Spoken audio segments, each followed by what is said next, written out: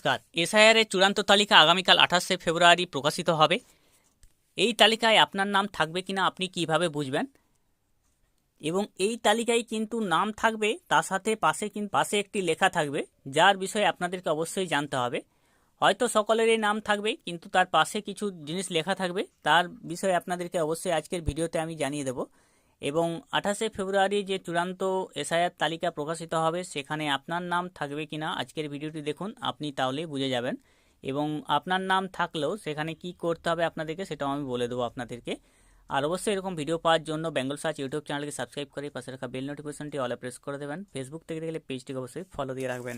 আগামী 28শে ফেব্রুয়ারি আগামীকাল চূড়ান্ত এসআইআর তালিকা প্রকাশিত হতে চলেছে পশ্চিমবঙ্গে। এবং এই এসআইআর তালিকায় হয়তো সকলেরই নাম থাকবে, কিন্তু আপনার নামের পাশেই কিছু জিনিস লেখা থাকবে, সেই লেখার ভিত্তিতেই আপনার ভাগ্য নির্ধারণ হয়ে যাবে। এবার অনেকেই আছেন যারা এসআইআর তালিকায় মৃত ব্যক্তি যারা রয়েছেন তাদের নাম কিন্তু এই তালিকায় নাও থাকতে পারে। অনেক ক্ষেত্রে তাদেরকে বাদ দিয়ে যারা ভোটার রয়েছেন, বাকি ভোটার, তাদের নাম কিন্তু এই ভোটার তালিকায় থাকতে পারে।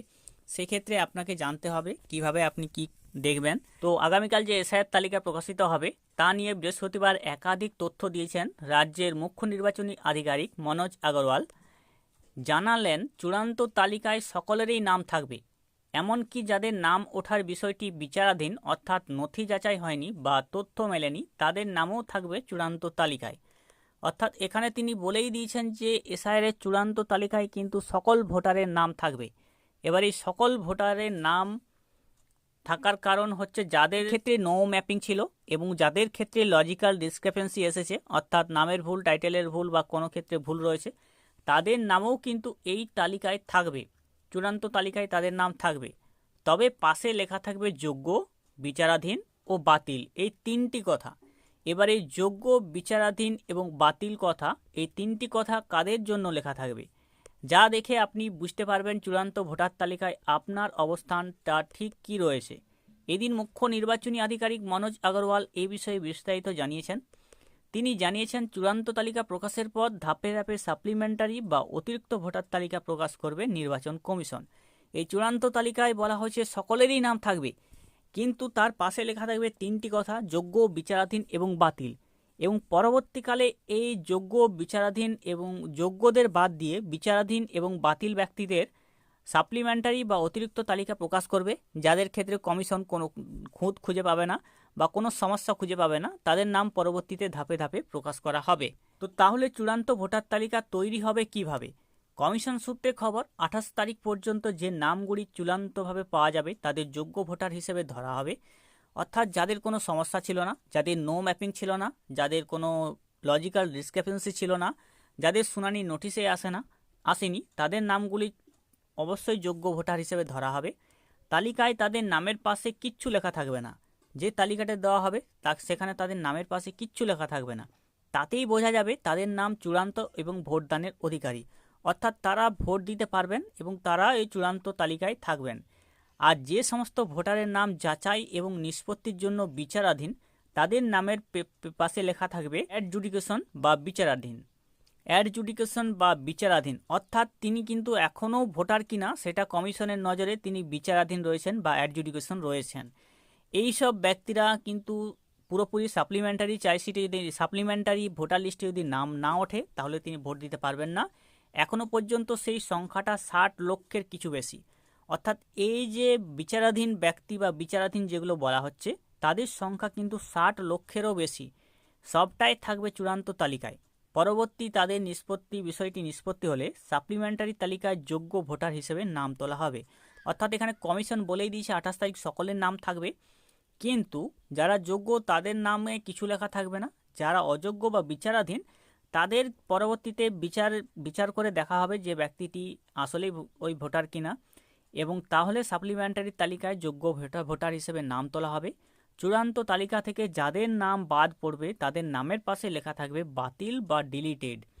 অর্থাৎ এই চূড়ান্ত তালিকায় যাদের নাম থাকবে, অর্থাৎ নাম আপনার চূড়ান্ত তালিকায় থাকবে, কিন্তু যদি দেখেন আপনার নামের পাশে লেখা আছে বাতিল বা ডিলিটেড, তাহলেই বুঝতে হবে আপনাকে কিন্তু বাদ দিয়ে দেওয়া হচ্ছে। তো এখানে কমিশন সূত্রে খবর 28 তারিখ পর্যন্ত যে নামগুলি চূড়ান্তভাবে পাওয়া যাবে তাদেরই যোগ্য ভোটার হিসেবে ধরা হবে। তালিকায় তাদের নামের পাশে কিচ্ছু লেখা থাকবে না, তাতেই বোঝা যাবে তাদের নাম চূড়ান্ত এবং ভোটদানের তারা অধিকারী রয়েছেন। যে সমস্ত ভোটারের নাম যাচাই এবং নিষ্পত্তির জন্য বিচারাধীন রয়েছে তাদের নামের পাশে লেখা থাকবে অ্যাডজুডিকেশন বা বিচারাধীন। এখনও পর্যন্তই সেই সংখ্যাটা 60 লক্ষের কিছু বেশি রয়েছে।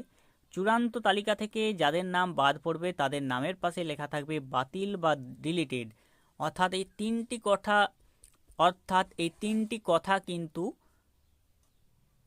আপনাদের যে 28 তারিখ এসআইআর লিস্টে সেটা লেখা থাকবে। যোগ্যদের পাশে কিছু লেখা থাকবে না, যারা বিচারাধীন তাদের অ্যাডজুডিকেশন বা বিচারাধীন লেখা থাকবে, এবং যাদের নাম বাদ পড়বে তাদের লেখা থাকবে বাতিল বা ডিলিটেড। তো এই 28 তারিখ যে লিস্টটা বেরোবে সেখানে আপনি আপনার নাম কিভাবে দেখবেন? মুখ্য নির্বাচনী আধিকারিক মনোজ আগরওয়াল জানিয়েছেন, এই পদ্ধতি অনেকটা খসড়া তালিকা দেখার মতোই, অর্থাৎ আগে আপনি যেভাবে দেখেছেন এখনও কিন্তু সেভাবে চেক করতে পারবেন। নিজের বিধানসভা কেন্দ্রের নাম ও পার্ট নম্বর দিয়ে সার্চ করলে নিজের নাম দেখতে পাবেন। আপনার নাম যদি তালিকা থেকে মুছে যায় তাহলে পাশে লেখা থাকবে ডিলিটেড। আরও জানিয়েছেন, রাজ্যের সব বিএলওকে হার্ড কপি দেওয়া হবে। ভোটারেরা নিজেদের এলাকার বিএলওর কাছ থেকে তালিকার নাম যাচাই করতে পারবেন। এছাড়া রাজ্যের স্বীকৃত 8টি রাজনৈতিক দলের প্রতিনিধিদের হাতে সফট কপি দেবে সিইও দপ্তর। জেলা স্তর থেকে রাজনৈতিক দলের বুথ লেভেল এজেন্টদের হার্ড কপি দেওয়া হবে। তাদের কাছে গিয়েও ভোটাররা জানতে পারবেন তালিকায় নাম উঠেছে কিনা। কমিশন সূত্রে খবর, মৃত ও স্থানান্তরিত ভোটারদের নাম বাতিল হচ্ছে। এছাড়া তালিকায় থাকবে 60 লক্ষের বেশি বিচারাধীন ভোটারের নাম, পাশে লেখা থাকবে বিচারাধীন বা অ্যাডজুডিকেটেড। এরপর ধাপে ধাপে প্রকাশিত হবে অতিরিক্ত তালিকা। সিইও মনোজ আগরওয়াল জানিয়েছেন, নির্বাচন যত দফায় হবে তত দফাতেই সাপ্লিমেন্টারি বা অতিরিক্ত তালিকা প্রকাশ পাবে। অর্থাৎ নির্বাচন কিন্তু এখনও ঘোষণা হয়নি, নির্বাচন কত দফায় হবে সেটা এখনও জানা যায়নি। যত দফায় কমিশন ঘোষণা করবে তত দফাতেই কিন্তু সাপ্লিমেন্টারি বা অতিরিক্ত তালিকা প্রকাশ পাবে। এখানে আমি সাপ্লিমেন্টে যে ভোটার লিস্টটা বেরোবে সেখানে আপনাদের নাম কিভাবে থাকবে দেখুন। এখানে আমি শুধুমাত্র একটু দেখানোর জন্য আপনাকে দেখাচ্ছি। তো এই যে এখানে ভোটার লিস্ট, ধরুন এখানে ভোটারের নাম থাকবে এবং তার পিতা বা স্বামীর নাম দেওয়া থাকবে, তার বয়স কত দেওয়া থাকবে এবং তিনি মেল না ফিমেল, পুরুষ না মহিলা সেটা লেখা থাকবে। ঠিক এভাবে প্রত্যেক ভোটারের নাম এভাবে দেওয়া থাকবে, আপনারা সেটা দেখতে পারবেন। এরপরে দেখুন, এই ভোটারদের নামের পাশে মন্তব্যের জায়গায় কিচ্ছু লেখা নেই, তার মানে এইসব ভোটাররা কিন্তু যোগ্য ভোটার। এই ভোটারদের নাম কিন্তু যোগ্য তালিকায় রয়েছে, এই ভোটারদের কোনো সমস্যা নেই। নিচের দিকে দেখুন, এই যে এখানে ভোটারের নাম দেওয়া আছে তার পাশে মন্তব্যতে লেখা আছে ডিলিটেড, অর্থাৎ এনার নাম ডিলিট হয়ে গেছে। যদি ব্যক্তি বেঁচে থাকেন এবং ভুল করে ডিলিট লেখা চলে আসে তাহলে আপনাকে অবশ্যই সেটা জানাতে হবে। এবং 2 নম্বরে রয়েছে, দেখুন এখানে একজন মহিলা রয়েছেন, তার নামের পাশে লেখা রয়েছে বিচারাধীন। বিচারাধীন বলতে লজিক্যাল ডিসক্রিপেন্সি বা আনম্যাপ হতে পারে, তার এখনও নিষ্পত্তি হয়নি, তাকে এইভাবে রাখা হয়েছে। 3 নম্বরে রয়েছে অ্যাডজুডিকেটেড। অ্যাডজুডিকেটেড বলতে তিনিও বিচারাধীন, তার নো ম্যাপিং বা লজিক্যাল ডিসক্রিপেন্সিতে নাম এসেছিল, তার বিষয়টি এখনও কিন্তু নিষ্পত্তি হয়নি, তার জন্য এখানে রয়েছে বিচারাধীন অ্যাডজুডিকেটেড। এইভাবে খসড়া ভোটার তালিকায় আপনাদের নাম থাকবে। পাশে দেখুন নিচে রয়েছে একজন মহিলা, তার নামের পাশে কিচ্ছু লেখা নেই, মানে তিনি কিন্তু যোগ্য ভোটার হিসেবে বিবেচিত হয়েছেন। তো 28 তারিখ যে ভোটার লিস্টটা 28 তারিখ যে এসআইআর লিস্ট বেরোবে সেখানে আপনাদের নামের পাশে যদি এই অক্ষরগুলি দেখে থাকেন তাহলে অবশ্যই আপনাকে জানতে হবে, আপনাদেরকে এই বিষয়গুলি অবশ্যই জানতে হবে। আর এই বিষয়টি যারা জানেননি ভিডিওটি তাদের মাধ্যমে শেয়ার করে দিবেন। আর 28 তারিখ যে লিস্ট বেরোবে আমি আপনাদেরকে জানিয়ে দেবো কোথা থেকে কীভাবে দেখবেন, আর ভিডিওটি তাদের মাধ্যমে শেয়ার করে দিবেন। নমস্কার।